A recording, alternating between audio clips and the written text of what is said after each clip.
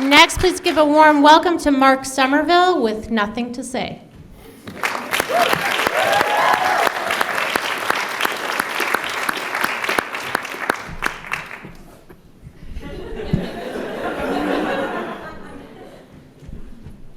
It's as high as it goes.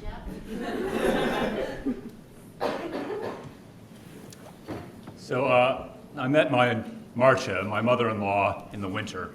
It was a few months after Babette and I had started living together, and I got to admit, we didn't get off to a very good start. I'm sure that she has a different story of that visit than I do, but I can only tell you mine. It was about a week-long visit, and over the course of the week, I feel like there were mostly two kinds of interactions that took place, and both of these interactions were exclusively between Marcia and Babette. On the one hand, there were these effusive, kind of authentic exclamations of just how brilliant Marcia's daughter was. And they were primarily directed just at her daughter. Babette, you are so amazing. Your thesis was incredible. Babette, do you remember when you were 12 and you did that amazing dress that you made? Babette, this cup of tea, how did you make it? It's so delicious. These reflections on Babette's divinity alternated with what felt like sort of this suspicious interrogation of Babette about how the existence of Mark might or might not be consistent with her daughter's success and happiness. But Babette, your work at YASA, how could you possibly leave that? And what about your beautiful apartment in Vienna? You can't possibly move to America. Now, it's not that Marcia said she didn't like me. It was more that she didn't acknowledge my existence. And to the extent that she did, it was with a sense of deep mistrust. Now, to be honest with you, I suppose that it isn't actually very surprising. First, her other daughter had recently gone through a pretty nasty divorce. Secondly, she had just gone through a pretty nasty divorce after 20 years of marriage that had mostly been occupied by her husband having affairs. And so she was pretty skeptical of the general convention of merit and also men in general. And beyond that, she believed, like most parents, that her children were exceptional and that no one could possibly measure up to the necessary standard. But for all of that, the truth is that the whole interaction was just kind of prickly and kind of passive-aggressive. And I gotta tell you, I was kind of prickly and kind of passive-aggressive back. So a couple years later, Babette's pregnant with our second daughter. And at about 22 weeks, on a routine visit to the doctor discovers that Babette is already 7 centimeters dilated. Now, for those of you that don't know very much about pregnancy, 22 weeks and 7 centimeters dilated is kind of not a good combination. It's a very, very bad combination, and Babette was rushed to the hospital. I was called out of work, and I'll tell you that Babette's experience at the hospital was very different from mine. Babette had a very relaxed experience at the hospital.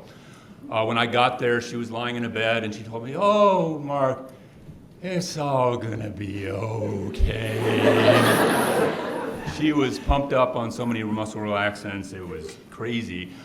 For me, it was a little more stressful. I went from talking to her to being shown the neonatal intensive care unit. And to this day, I can still feel the sort of tightness in my chest as oxygen tents and probabilities of brain damage and survival rates were explained to me. Now, the good news is the doctors were able to stop Babette from going into labor at that very early stage, and she was sent home with me with lots of muscle relaxants in hand and instructions for very strict bed rest. And when I say very strict bed rest, I mean like bedpan style bed rest for 10 weeks.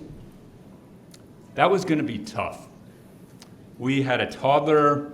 I was in the first year of my first job as a professor. We were living in Poughkeepsie, New York, where we didn't have any support network at all. But fortunately, Marcia was on the next plane to come over and help.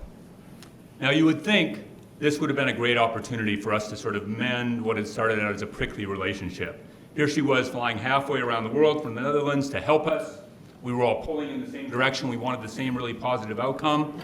And the truth is, she was incredibly helpful. And she was also incredibly mad. It all came to a head one morning. I was trying to coordinate with Marcia about dropping off her older daughter at daycare, and I asked her if she would be able to pick up Charlotte after daycare because I had a class later that afternoon. And her angry response really sort of summed up and made visible what both of us had known all along. I came here to help Babette. I didn't come here to help you. Well, in my head, I had a lot of things to say in response to this. Most of them were obscene. But in the real world, I didn't do that. I instead pursed my lips, and I turned to leave, and I didn't say anything about that interaction for 19 years. I never asked Marcia for an apology. She never asked for forgiveness. And I must admit, I never forgot. I'm not proud to say that, but it's true. Marcia died last December. When someone dies in Holland, it's common to keep the body lying in state in the person's house. And so that's what we do with Marcia's body for about 10 days following her death. Her corpse lay in the back bedroom of her house with the windows open. Fortunately, it's cold in December in The Hague. We put ice on her face every night to keep her fresh. Sounds a little creepy, I know, but it actually affords a kind of grieving that American funerals don't allow. My 22-year-old nephew, he came from Germany and he brought a six-pack and he sat on the bed for 3 hours with Marcia in the chill, sharing one last beer with Oma. I think he drank hers also. My wife and daughters spent multiple sessions sitting on the bed with Oma, looking at old photo albums, telling stories, laughing, crying, repeating Oma-isms. Bufia! Oh, you look so European! And meanwhile, I stayed in the kitchen making food for everyone. More than once, I tried to go back into that back bedroom, tried to go talk to Marcia, tried to express my regret at never having forgiven her. But each time I went, it was clear that, as usual, there was really nothing to say about it. You know, you can reminisce about old conversations with a corpse, but it's really hard to start new ones. So there isn't redemption in this story, but there are open windows, letting in cold drafts to remind me just how uncomfortable it is when we miss a chance at forgiveness.